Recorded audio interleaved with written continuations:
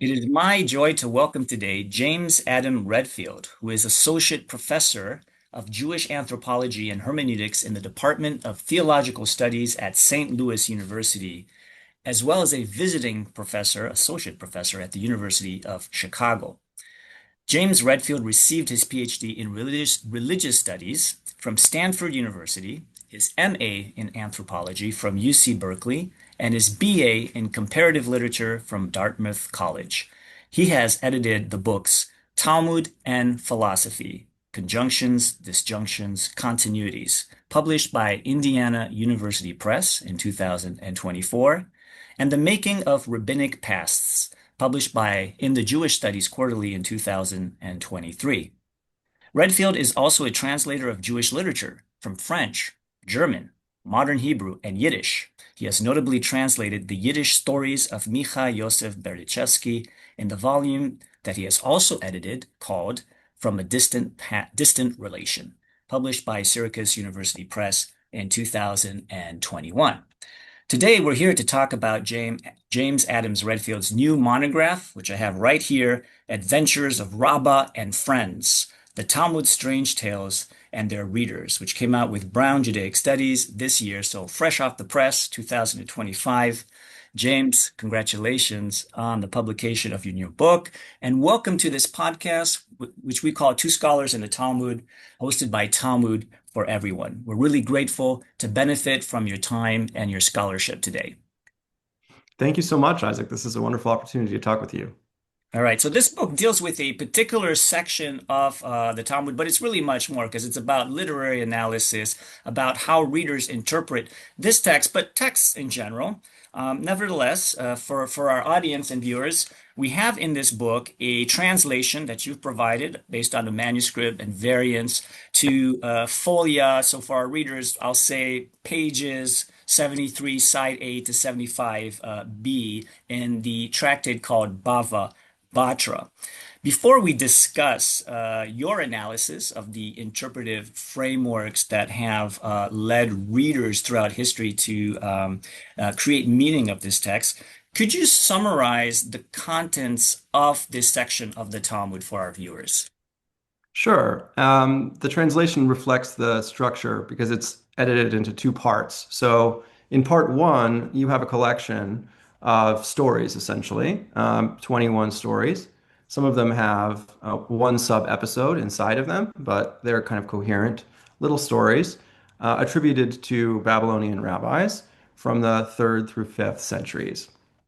And what unifies that section, just at the first layer, first glance, if you will, is they involve traveling, they involve strange phenomena. They remind you probably of other wild adventure stories you may have read or heard. They have monsters or beings that kind of combine different domains of existence. They involve going to extremes of the cosmos, things that are forbidden or problematic. That's the quality of those narratives. And in the second part, after a kind of transitional section, which refers to Leviathan in the story and then in the interpretation of a biblical verse, which forms a sort of implicit bridge between the two, you have two substantial sections about the Leviathan and the sea serpents in the book of Genesis and other biblical myths, and what their position is at the origins of time and at the ends of time. So this section has, kind of more of a mythological, cosmological kind of profile and makes us think about, big questions about, where we come from, where we're going, what these divine monsters might have to say to us, and why they're in the canon, what sort of meaning we can make from them.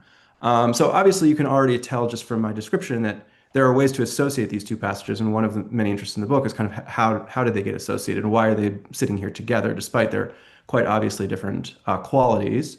The second section is mostly midrashic, that is, it sort of departs from exegeses of particular difficult verses, as well as targumim, that is to say, Aramaic translations of those verses, which have expansions, and that all of that material seems to be kind of compiled into a discussion between rabbis with additional sort of dialectical footnotes, trying to kind of explain these weird features about Leviathan and to imagine the Leviathan in the end times. And then in the third section of part two, you have a different discussion about Jerusalem in the end times and what it will look like, how it will be, as well as a story embedded in that part, which is more similar to the stories in the first part, which is about a wayward disciple of a rabbi who doubts the rabbi's midrash or exegesis of a verse, predicting what Jerusalem will look like, and tries to go to see it with his own eyes, as the characters in part one do, and then ends up getting punished for doing so. So clearly, again, there's some kind of connection here between the two parts. In terms of these themes of visions of the ultimate questions, but also the exotic, the forbidden, and the whole section hangs together very loosely around sort of those sorts of questions. And as we'll discuss later, it's also then plopped right into the middle of a rather dry and technical legal discussion about contracts. And so, when you're reading this tractate of the Talmud, it's pretty obvious that you're kind of taking a big digression here, because as soon as it's over, they go back to talking about contracts as if nothing has happened.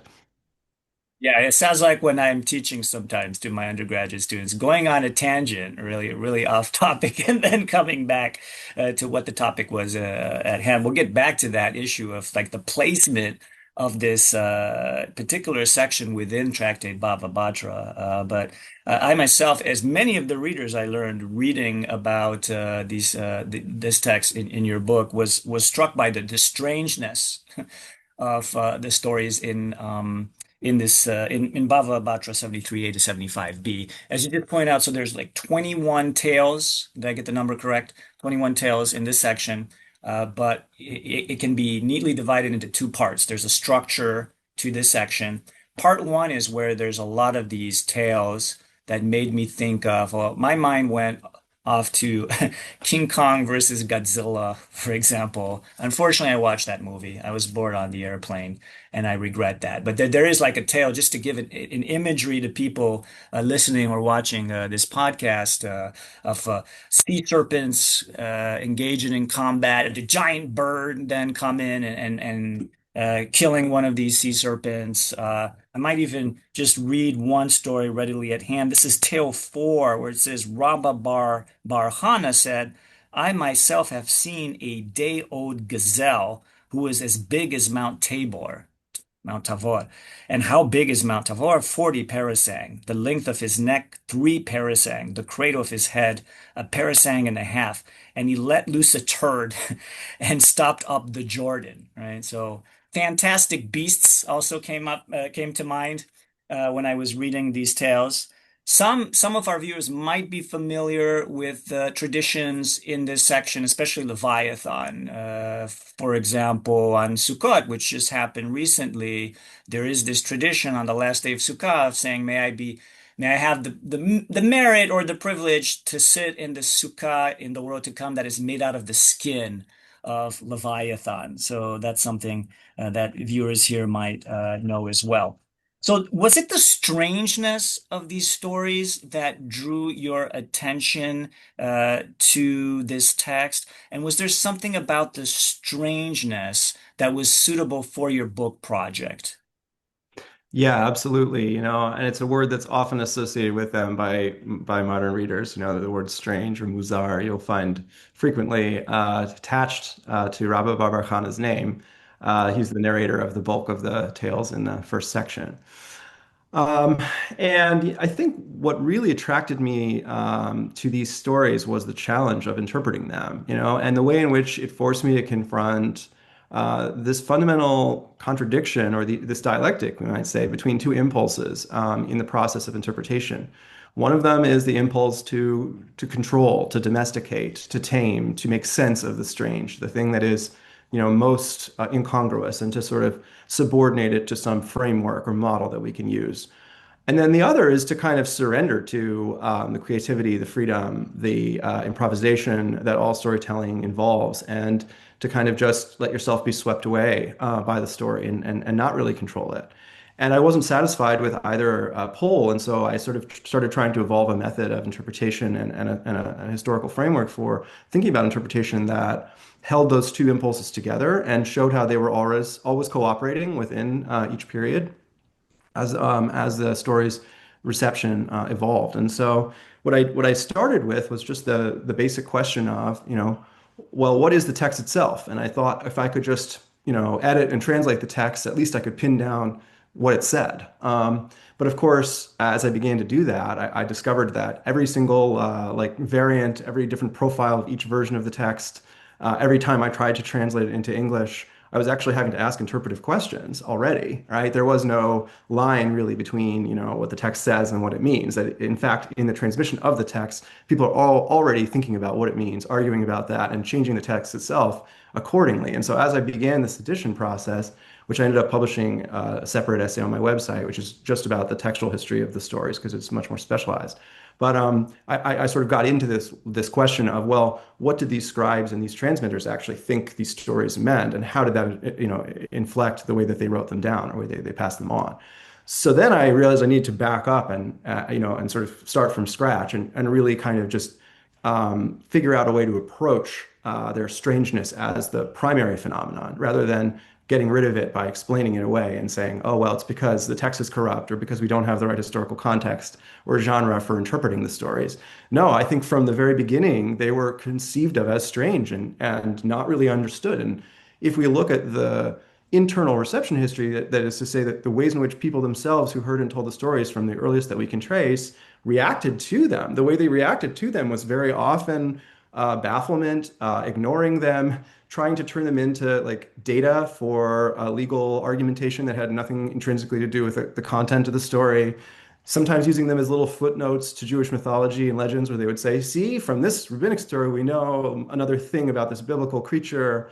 But for the most part, it was very scholastic, and again, it was like a kind of feeble attempt at domesticating them, and they continued to be interesting and retold because they couldn't really be contained. They continued to be what I call nonsensical or strange, which is not a bad thing, but is a challenge to the interpreter, right? And so it was, once I saw that everybody had been extremely challenged by these particular stories and that they had had to evolve their own creative methods of interpretation in order to account for that and to deal with them over time, I became interested in telling the story of how they did that. And so it became kind of a model experiment for thinking about Judaism and its art of interpretation over time. Yeah, I used the word muzar in Hebrew, so that's been a reaction to this like weird, strange stories in the Talmud, and an attempt sometimes to domesticate the meaning of these stories, seeing that they're in the Talmud, and the Talmud very often is viewed as this purely religious text. So what do we do with these tales that are in there? One of the ways, I suppose, of trying to domesticate or provide a particular kind of framework for interpreting these texts in particular, is genre, right? And in your book, you criticize the use of genre labels to determine how readers interpreted these tales, excuse me, attributed to mainly to Rabbah Bar Chana, although there's a few others that are also mentioned in 73a to 75b tractate Bava Batra. Now, you admit, and I found this really interesting because I could relate to this as an instructor, and maybe I've been repeating misinformation, as it were, in my classrooms about how you used to believe that applying the right genre label, if we just get the right genre label, then that will be the best way to understand how readers interpreted those relationships within and between collections, and how to interpret the text itself. And maybe I'll even read here a personal anecdote that you share. This is from pages 57 to 58 in your book. And yeah, I read, quote, "I came to this position the hard way. I too began a concise conference paper on these tales 7 years ago with the illusion that because to mistake the genre of a literary work inevitably produces misinterpretations. Getting their genre right would restore their meaning. If I decided that tales were fables, I would interpret them as fables. A genre with formal and thematic conventions that I would decode to access its meaning. I would support my interrelation by comparing this classical rabbinic form of the fable with fables from other cultures bearing parallels in form or content. I would mine clues to the fable's changing uses and conventions from its transmission history and direct responses by ancient audiences. I would then be able to tell a story about how the rabbinic fable, or whatever genre I chose, assimilated and expressed, but also transformed the narrative conventions of other cultures. I would show how the tales had been interpreted by rabbis and other readers in line with those genre conventions. No longer mistaken about their genre, I would interpret the tales correctly. End of quote. All right, so I've taught something very similar in my class. For example, when I do Psalms. We got to get the form of the Psalm. What kind of Psalm are we reading here in the book of Psalms? Now that we know the form, we can understand that we have the right interpretive tools for reading the text. But you point out at least two problems with the usage of genre for interpreting texts. So could you share a little bit about that and how you approach that in your book? Yeah, thank you. I mean, the first, before I get into the problems, I mean, I would say Mm, that I have a very what I call cautious recovery of the concept of genre that I do try to employ in the book. I'm not discounting, the value of genre labels for historicizing narratives because we do need to know, what kinds of conventions the storytellers and audiences shared in order to understand the implicit things behind the content of the stories that would have guided their interpretations. So I do think genre, is a valuable, part of our toolkit. But the main issues that I have with the way that it's been used, at least with reference to these particular stories, and of course, this is kind of an instance of a broader kind of engagement with methods of interpreting Agadah or non-legal narrative in Rabbinic Judaism, is that first of all, genres don't necessarily capture everything about the dynamics between the readers and the text. If you call, for instance, these stories fables, that may be useful for explaining certain implicit understandings of what kinds of conventions they have, and therefore get us part of the way to appreciating how the readers might have made sense of them. But remember that those fables are also part of, as you say, of the Talmud, a religious canon. And so the readers are also then going to be asking themselves, well, what are fables doing in a canon, right? And those are different sorts of, let's say, genres together that sit together, or maybe nested genres or genres that are in dialogue or conflict, right? So there's never just one genre in play. And particularly in the Talmud, the Babylonian Talmud of all, it brings together both the legal tradition and also the tradition of the Midrashim, and all of these traditions that in the Palestinian canon are really separated into distinct bodies of work, right? Whereas in the Babylonian Talmud, they're all, as it says about itself, kind of mixed up together, right? So the genre, if you will, of Talmud is a hybrid, and so much so that to then try to parcel it out into separate genres and sort of assign meaning to each text discreetly, can result in an overly atomistic understanding of meaning that actually interferes with our ability to appreciate how Talmud audiences would have engaged these things, which is precisely in dialogue with one another, right? So that's the first issue is that genres don't capture everything, and then the second issue is that in a way they don't capture anything, or they don't capture enough about the process of reading itself, the process whereby we tell and experience stories in real time in a performative and embodied context. And of course, that's very difficult to recover from ancient literature, but I don't think it's impossible. And I think that if we think about, the reading process as something that is happening in a live setting, I stress in many places in the book the kind of orality of these stories and the way that the orality influences their meaning. Then I think we need to really give some serious credit to the notion that readers do lots of things with genres and move far beyond genres in the way that they create meaning. They blur genres, they blend genres, they deliberately misinterpret a narrative, as being in its wrong genre. They create their own things. There's all kinds of things readers do. And I think often genre can be a kind of way that the scholar tries to get control of the text, going back to this dialectic between domestication and freedom. And they try to kind of tame the text within this sort of genre box so that then they can label, date, assign meaning to it. And what they're doing is sometimes subtracting our ability to like empathize and identify with the readers themselves who may not have cared about that at all. And there are a number of examples I could give, but just that's the sort of the essence of the critique is that I think, and this goes back, I'll just say one more thing. This goes back to the broader critique in the book, which is about the shift from a kind of text-centered model of interpretation to a reader-centered model. The idea that, the text itself even if we don't know who the author is, that we sort of presume there's this intentional agent we might call the redactor or the editor. We might even think of it as a collective group of people and their ideology in some very abstract sense. But still, we want to kind of think of the text as having a meaning that was imprinted into its form and then transmitted through time and received as such by its audience. But actually, audiences misunderstand texts all the time. They misread texts. They combine texts, you know. So a lot of the way that I think about interpretation, I think is probably influenced by constantly listening to jazz, right? And starting from classical music, thinking about classical interpretation and classical form as indeed a sort of a score that you do, you know, you interpret, but you follow, right? And then moving to jazz, where you think about it as a tonal system, but also one that allows and actually requires improvisation around the edges, so to speak, of the dominant model that's been transmitted in the score, right? So I think this is what I'm trying to get at with this reader-centered model is more of a jazz Talmud, if you will. I like the jazz Talmud, and as somebody originally from Brazil, I add bossa nova in there too, an offshoot of jazz, so to speak.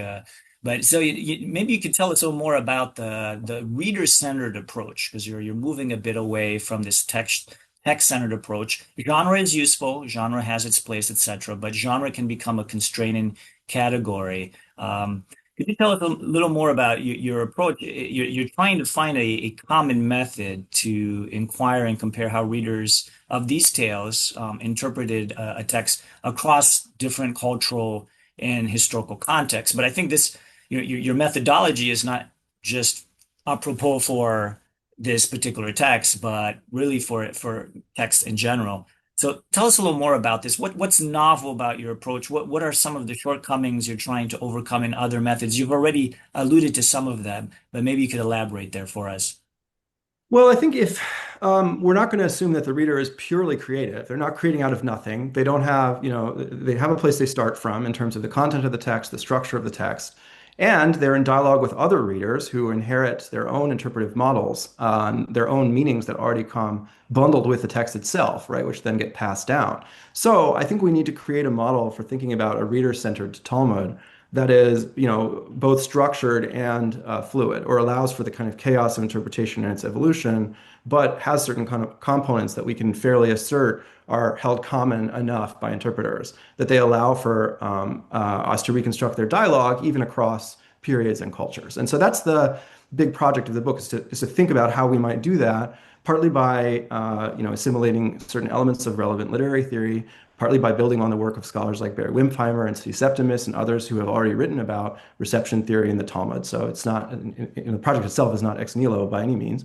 And then by integrating sort of my own understanding of within at least the tradition of these stories, which elements continue to be salient over time. And that's just as important as the gaps between readers' frameworks and perspectives is what they kept on referring back to, right? And what they held on to and passed down. So that's why I evolved this kind of what I call constellation, which appears in the form of a diagram in the introduction, these kinds of circles of meaning within which the reading process is embedded. And I kind of try to trace in each period of the book as we go through chapter by chapter historically, I try to trace, well, how does this constellation operate at each stage of the book's evolution? So the constellation, which centers from the reader, includes the text itself, or what I call the tale or the story, the content of the narratives, which we talked about at the beginning, but also the way that they're told, so their performance in a live setting, their variations as they are, slightly differently. The narrator, him or herself, right, has a certain telling, a way that they present the story, right? All of that is the kind of realization of the tale, right, in its context. Then you have the overall collection, the circle of, whereby tales are put together in some way, which doesn't have to be a canon, right? It can just be a unit of some sort. And then as you move, further outwards, then you end up at the circle of the canon, the idea that in fact these narratives do belong together with a whole body of text and that they have some specific status that may actually then confer an entirely different meaning on all of them, as we discussed. A fable in a canon is not a fable in a book of fables, right? So how do we think about that relationship? And what I argue is that even though we might not be able to even know who they were or say much about them, from the ways that the texts were interpreted and used, even from the very earliest period that they were transmitted, we can infer some sort of constellation that the readers were inhabiting in which all those variables were relevant. At the beginning, they were part of a kind of midrashic canon. They were ways that we tried to make sense of Leviathan. They were ways that we tried to talk about Israel's relationship to the nations, about this kind of primordial conflict between order and chaos, and God's role in that. The stuff that we find in section 2, in a way, is one of the clues, and I find other ones in other midrashim, to that early layer, that early constellation. By the time we get to the Middle Ages, and the book ends in the early modern period with the Vilna Gaon, they've been firmly assimilated to the Talmudic canon. They have been raised to the status of Torah, writ large. And so, in a way, their strangeness is not so scary anymore. It's not so problematic anymore. It's a rich resource for looking at esoteric meaning. And because they're kind of koshered by their inclusion in the final circle, and the final circle becomes determining in a way that it wasn't in previous generations, then all of a sudden, certain new aspects of their meaning can kind of flow forth, and they actually have a mystical, kabbalistic meaning as well. And that's only in a sense possible because that realm of the constellation has evolved to the degree that it has, right? So I do think that all of these elements are important at each stage of their development, but I also think that there is a kind of, as I say, dialectical process whereby some become preeminent at certain phases and come to confer more relative meaning than others. And so, again, thinking about how readers navigate those things, what they do with that shared constellation helps us to actually meaningfully understand the discontinuities and continuities across periods.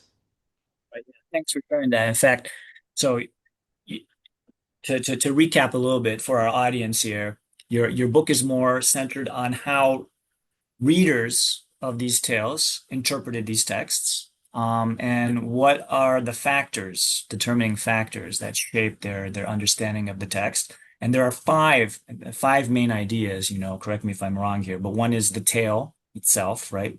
Two, the teller, the person telling the tale. Three, the collection, right? Here we're talking about the collection, 73A to 75B.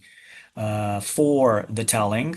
And then five, the canon. The canon can be the Talmud, namely, it's in the Talmud now, but these tales circulated before the Talmud was finalized.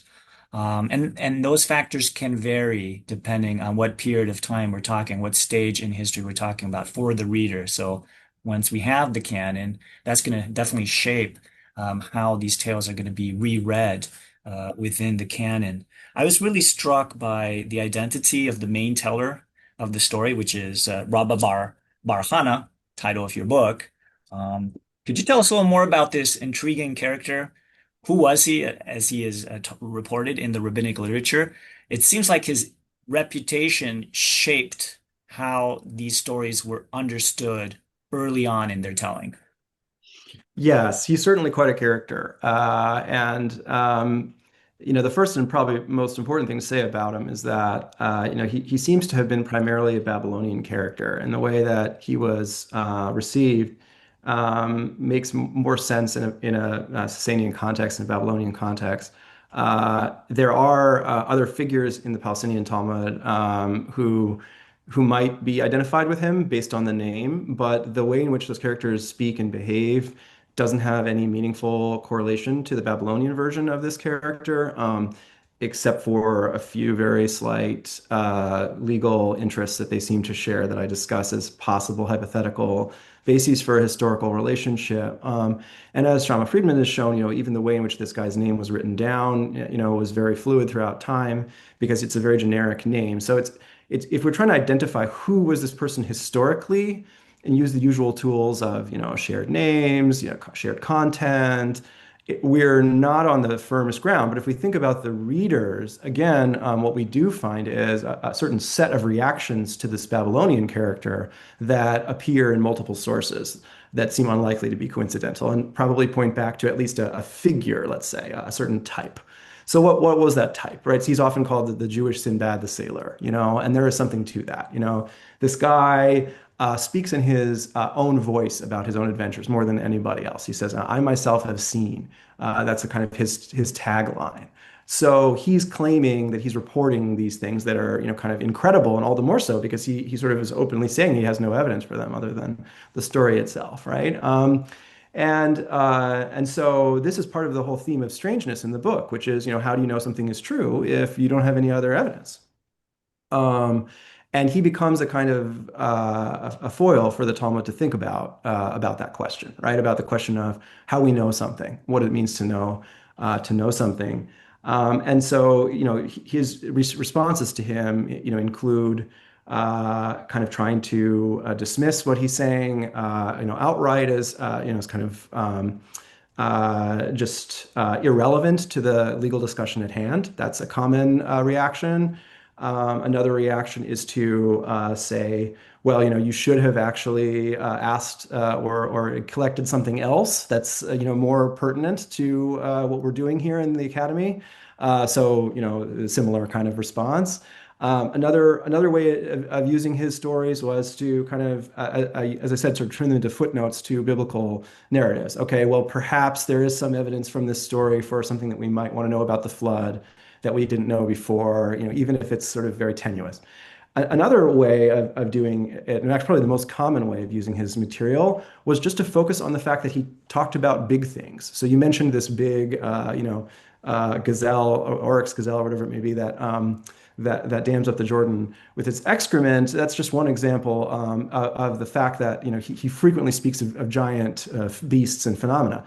And so sometimes the Talmud will cite these stories just to prove the size of something, and it turns it into a kind of like a measurement archive, as it were, right? Which, it bespeaks the strangeness of the stories that was kind of all they could do with them, right? Or that's what all they cared to do with them at that stage. So Rabbah is a figure who he does evoke interest and he evokes a certain amount of derision. Um, but he also, provokes a lot of rabbinic curiosity because obviously this kind of idea that, there is such a thing as visionary knowledge, there is such a thing as first person exploration of the world. There are such claims that don't necessarily get backed up by tradition or don't necessarily have, a conventional framework for making sense of them. They do exist, and what do we do with that kind of knowledge, right? So over time, he became, let's say, more important insofar as that kind of knowledge became more important in Judaism. That's perhaps where we could turn to the Hellenistic context. Right. Yeah. So, yeah, the figure really caught my attention, and the way you described him, it was very interesting as well.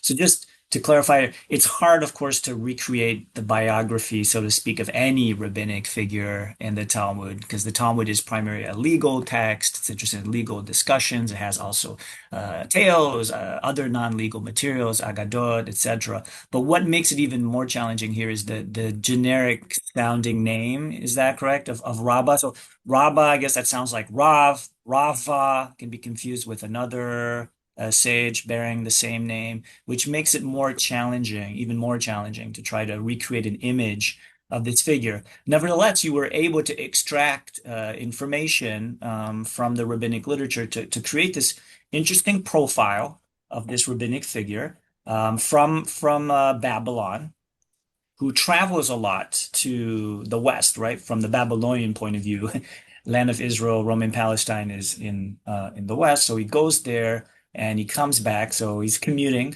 rather frequently. So that's an interesting dimension to this character. He's a traveler. He's I think gone even traveled by sea. It seems like if I'm not mistaken, because he has Or stories at to least tell about reported. that. Yeah, at least, yeah. He has stories from sailors to tell. Okay. Okay, so he And reports sales stories from yeah, others. and overall, he claims to have gone to extremes, right? He says he's gone essentially to where the sky and the firmament kiss, sort of the ends of the earth. He's Yeah. gone to Mount Sinai. He's gone to the place where Korach and his clan were swallowed up in the desert, right? So he's gone high and low, far and wide, and yet he's the only one who knows and about these exotica, right? And so that's a paradox unto itself. Uh-huh. But yeah, there's something definitely about the traveler figure we have other rabbinic travelers, of course, and there's a whole group I've written about separately of these travelers who went back and forth, transmitting legal teachings. But the Babylonian audience and the way that they encounter him, it's very academic. I mean, it's frequently like, yeah, sure, been there, seen that. But what does it mean to us, right? What does it say to the Talmud, right? So he's kind of this. I mean, I'm very interested in ethnography, right, and travel writing in the ancient world, and these genres, and how, and again, how they bespeak a kind of, maybe not totally treif, but certainly not totally kosher knowledge, right? And I'm interested in that, the way that that type of knowledge gets dealt with. So that's another reason why I found him to be, a provocative figure. Right. I mean, it was interesting to me to learn about the Talmudic rabbinic responses to the tales attributed to him, because it's not exactly the reader response I would have. But like, wait a minute, you're talking about this giant sea monster, and you were seated on top of this giant sea monster, and you didn't even know that was a sea monster until it, flipped its belly, and then you flipped over as well. They're more like interested in like, well, what halachic or legal knowledge can we extract from this story, Rabbah?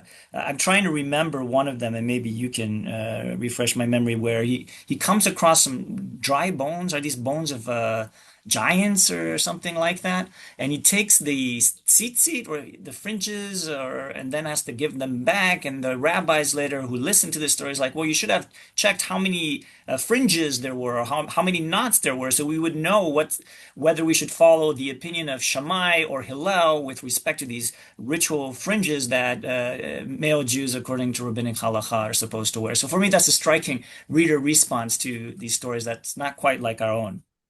Yeah, that's a great example. It's exactly what happens. Chaim Weiss has a very nice essay I cite in the book about that as well. And there's a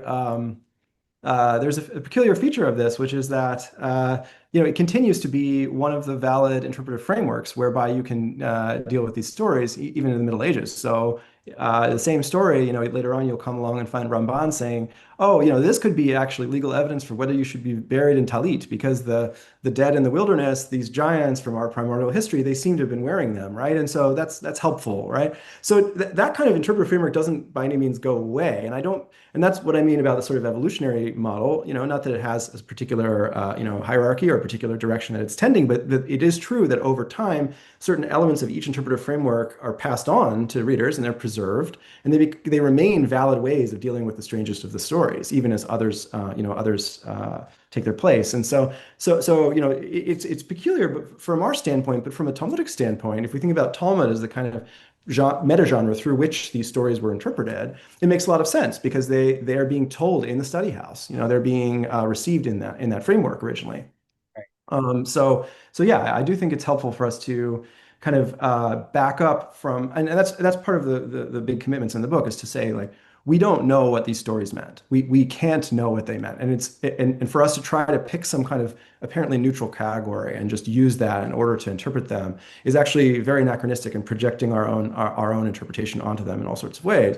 What we can know is who specifically interpreted them, and by means of what textual evidence did they interpret them, and by means of what intertexts or other texts did they use to extract their meaning, and what was the interpretive framework shared by a community in a particular period that tended to guide them to certain features of the text rather than others, that tended to shape their navigation of the constellation of meaning, right? So we can speak about those sorts of factors empirically and study them. But the last thing I would want to do would be to say, oh, it's wrong. It's a fable. So it's to make halakha out of a fable is somehow a misinterpretation, or that's not really what they were about. It's like, right? I think it's just better to think about the shifting priorities of different interpreters over time. Right, yeah. And maybe we can talk then here about the placement of these stories within the Talmud itself. One of my professors at University of Michigan, with whom I took Intro to Rabbinics, he said, I don't know if you would agree with this analogy, that if the rabbis of the Talmud were alive today, in which school of the University of Michigan would they be in? What would be their major? And he said law school. They'd be in the school of law. That's where they would be, because this section, fascinating collection of tales, appears really in the midst of a thick discussion, legal discussion, within one of the tractates that is known for its particular legal discussions, Batra, which discusses laws about property, theft, and so forth. And lo and behold, in the midst of a Talmudic discussion on the Mishnah regarding the sale of a ship, the list of items not included in said sale, and the qualifications that any item may be included in the sale of a ship if the seller makes a declaration to that effect. Lo and behold, suddenly we have here this wonderful collection of tales that appears, that is inserted here, as it were, into this section. So, as you point out in your book, non-legal materials, which are called agadot, in the plural, are often inserted into legal in Hebrew halachic discussions of the Talmud through etymological association. So while they're having a legal discussion on something, I'll make something up. They're talking about the sale of a donkey, chamor. Maybe they're like, oh, let's share some stories or legends about donkeys or a word that sounds like donkey, and they'll go off on what seems like a digression and then return to the legal discussion at hand. So sometimes that's how the sudden appearance, as it were, of agadic materials is explained through etymological association. Alternatively, in some sections of the Talmud, the intertwining between halachic and agadic materials is so intimate that the lines really start to blur and collapse between these two categories. But it seems like those two observations don't apply or don't help explain the inclusion of this section within Bava Batra. Is that correct? Yeah, I mean, some of those devices, I mean, particularly the etymological device, is part of the sort of prompt for the inclusion of the beginning of the collection, because there is a rare word that is mentioned in the legal discussion about the ship, and then it sounds a lot like one of the first words in the story that follows. So I think there is something going on that is similar to those other patterns. And, on the other hand, it's certainly not an intimate intertwining of the two. I mean, it's very much a digression. And insofar as, it's nothing, there's nothing about the content of any of the stories that would help us to make sense of the legal discussion about the ship or vice versa, really. So yes, it's odd in that respect that it doesn't actually do as much, so to speak, to kind of bring the two together as some passages do. But what's quite interesting is, again, if we think about this more from the performance perspective or from the reader's perspective of the person who is studying the tractate in the academy, I think actually we could understand a digression as a form unto itself that has a certain kind of pedagogical coherence or certain kind of effect that we could already imagine was part of how the meaning was assigned by the audience.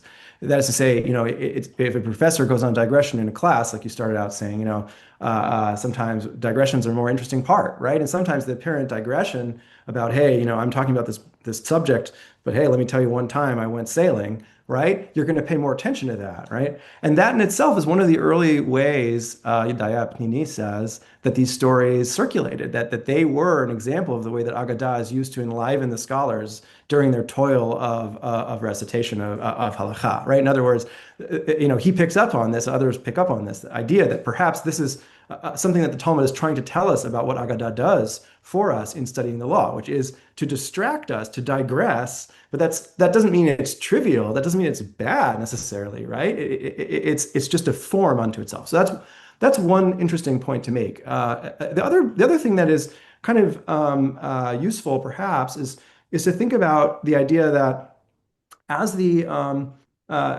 stories begin, right, and as you move from the legal discussion about the sale of a ship into the sort of narrative about sailing, you also have a Greco-Roman example of this, which is, a very canonical example. Hesiod's Sphragus, that was the so-called Chatima, or authorial seal of that section of Works and Days, which is where the poet himself kind of presents himself and says, "Here I am. I'm telling you this poem," and he says, "I will tell you of the measures of the much roaring sea, though I myself know, nothing about boats and ships." Right?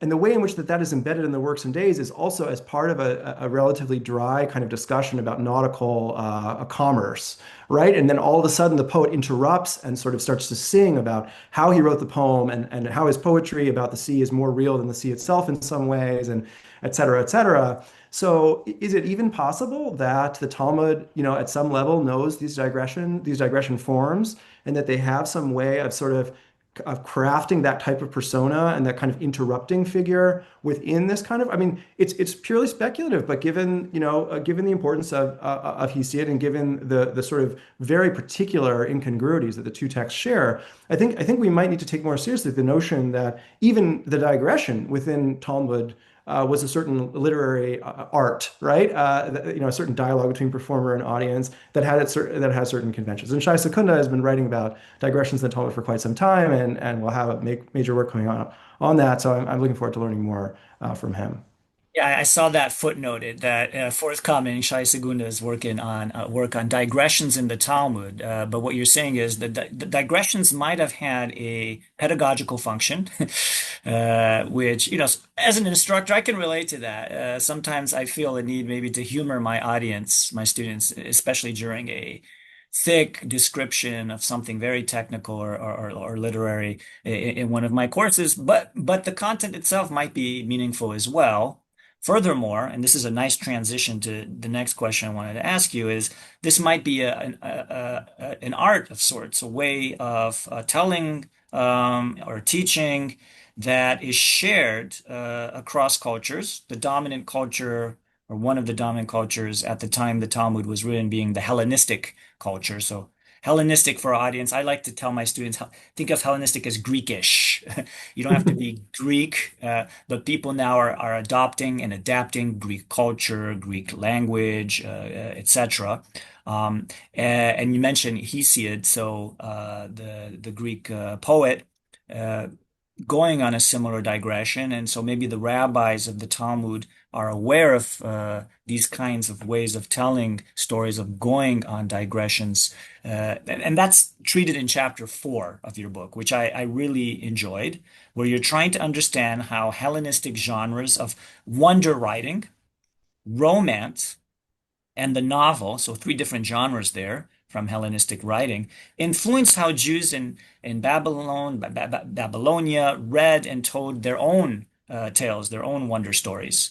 So maybe you could tell us a little more about this. I noticed that uh, Greek and Latin sources recount also paranormal. It's a term you used in your book, which I like. Paranormal phenomena, beginning already with Herodotus, the Greek historian, considered to be like the father of history, who takes a critical stance on some of the reports that he shares in his history about paranormal activity, but nevertheless takes paranormal phenomena seriously. However, you note like a progression when we get to the period that's called late antiquity. So late antiquity, let's say roughly third century to 8th century CE. I don't know how you date it exactly, but thereabout, a few centuries after Herodotus, the who is earlier. You note that there's like an explosion in the production of literature that's retelling paranormal activity, novels and other reports. So there's an interest in this, but the audiences now seem to take these stories with with a grain of salt, as fictional, as less credible. Lucian, for example, the Syrian Hellenistic writer, is very skeptical and makes fun about all of these accounts, even accounts by objective historians like Herodotus. And so here is where we can enter the collection of Bava Batra 73a to 75b. These Jewish, Babylonian, Sasanian readers of these tales, you suggest, were shaped by this wider Hellenistic cultural context, but also depart in some ways in their understanding of these Greek counterparts. Can you tell us a little more about that? Yeah, thank you for the question. Yeah, this is really where the rubber hits the road in terms of, trying to show how this model and this approach could make a difference in how we think about meaning, textual meaning generally. And so to start with, I pivot from this idea of the genre of the text to this idea of the genres for the reader. So what I mean by that is that instead of thinking of a text as having a meaning that is conventionalized and imprinted upon the text by its genre, we should think about texts as occupying various literary genres that prime readers' intuitions for what to look for that is meaningful in the text and allow readers certain latitude also in navigating those possible interpretations so that they're not deterministic and they're not, so to speak, part and parcel of the text itself, but they're in the culture and they are available to readers who apply to any text, including their own traditional Jewish texts. So Hellenistic genres, I do think were influential, and we can find their influence even when the content or the form are not, directly present, because Hellenized Jews knew that you could read a story in that way, any story in that way, and so they began to do so with these stories. And the stories themselves, had many elements that made them amenable to that type of interpretation. Both in terms of their content, they have many of the same contents that these lists of wonders in Greek and Roman writing had, sometimes even in a similar order. They had, a first-person narrator who reminds us more of a Romance figure or Herodotus as well, who speaks in the first person, is very much centered in the narrative. And they have big questions about how we can know things and what we know and don't know and what is true. And the strange here is also a question of how we, the reader, can determine what is true.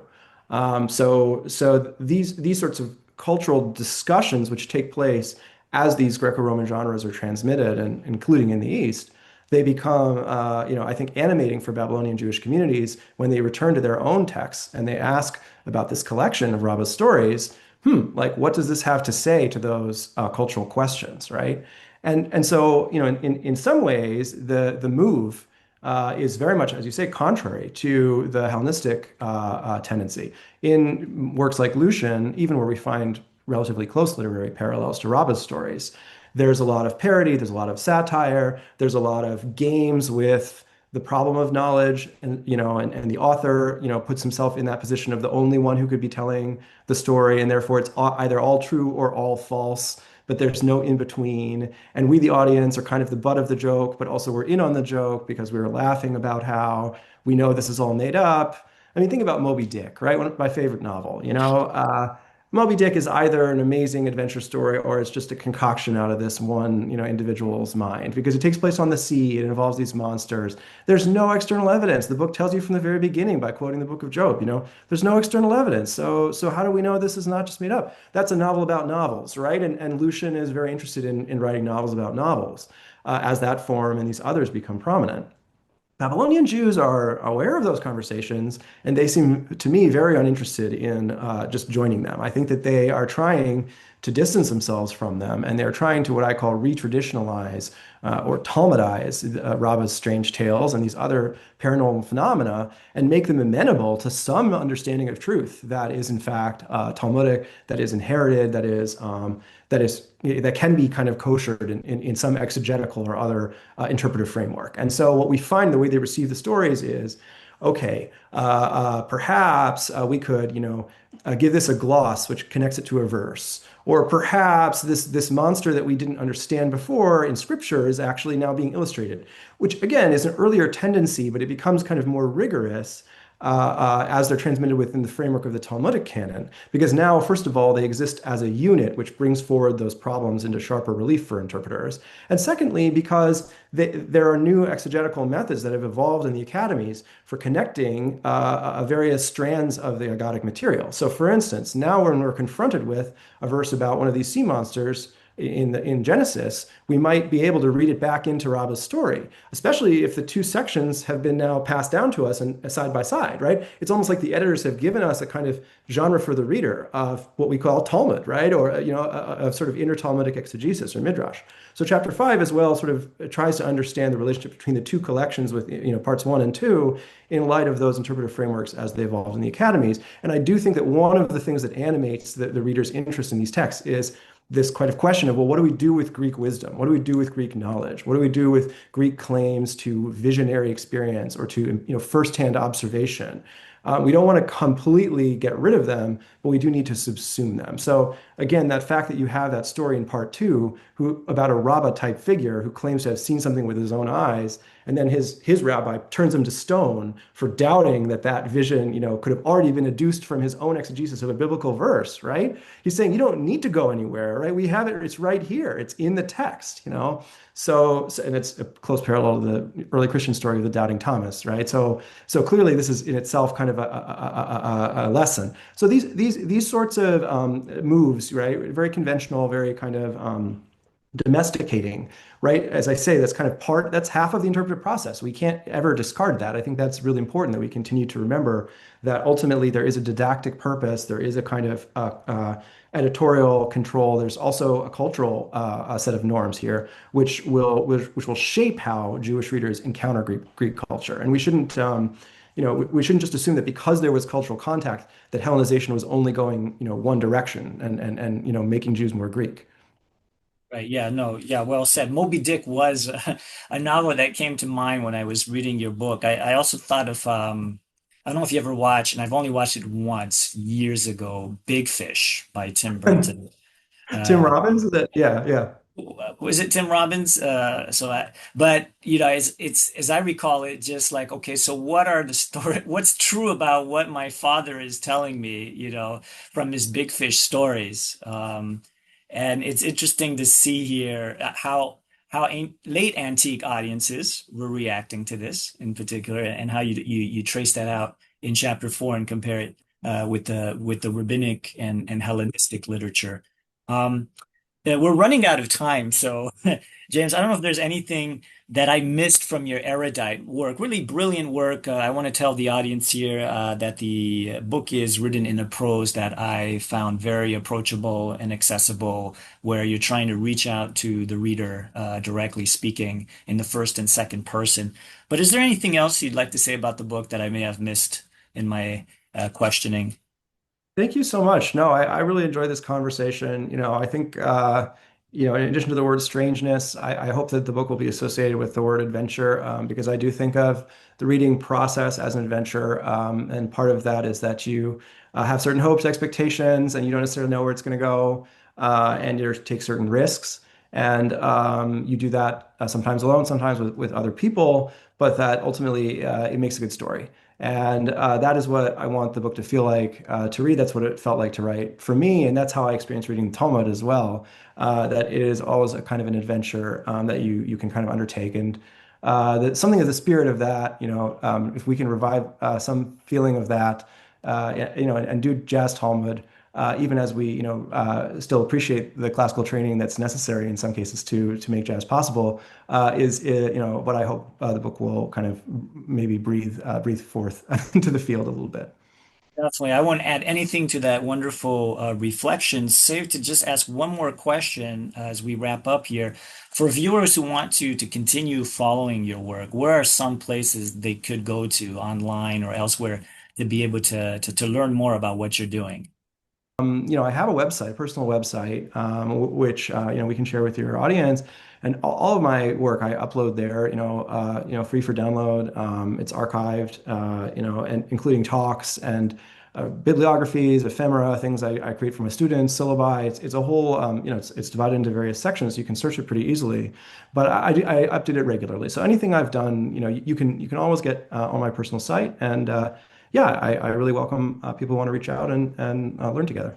Including the translation, right? Is the translation on your personal website of 73A to 75B or not? Yeah, I think so. I think Yeah, so, but I can certainly if I can certainly check. It's an appendix to the volume, so right. it's a separate section. That yeah, the only I guess exception is the copyrighted books I can't share. But actually, even the Indiana book is free online. The Talmud and Philosophy book.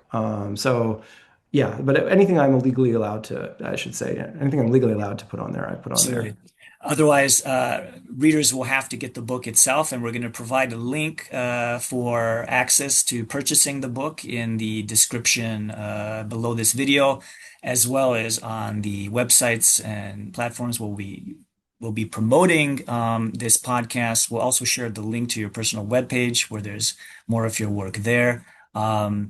It's been James Adam Redfield talking to us today about his new book, Adventures of Rabbah and Friends, the Talmud's Strange Tales and Their Readers. Thank you, James, for your time and expertise. Thank you so much, Isaac. This is a really wonderful conversation.